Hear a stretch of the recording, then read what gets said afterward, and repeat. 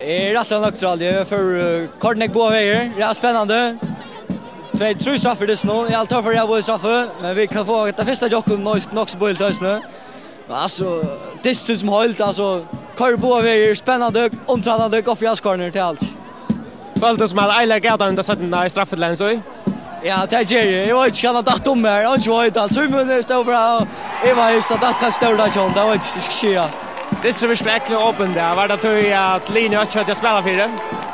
Och John just spelar. Vi hade 15 loss att spela för och då så hörde det att Geir att 2-0 så Sean det så kallar vi på ta men jo har vi jävligt öppet all just nu Kortnek på väg så neck chancer. Ja så. Samma om det går så snabbt vi är till Kaja.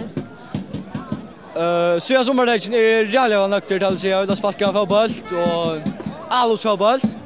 Här ångte ut allivars men jag har spelat alls fotboll. För helt jag syns skuffande synka jag spalt för några länka boll där gift på för mig. Och ja, så jag vänjer skiftet då korstadie. Det fick inte nästa se för jag så jag fick det mer helt det kunde finna ett bättre plats som en klax som vänjer allt där. Alltså det är riktigt att säga, men alltså, han visste så att ni helt, han är en duktig vänjare och spelar gammal fotboll, så ta fotboll, det är bara runt och rätt med rätt, men ja, är dock nyttigt, ja. En så istället så varje match där, helt det upp på det. Ja, nu stannar där stävt någon och glädja, men inte att han finns lucka.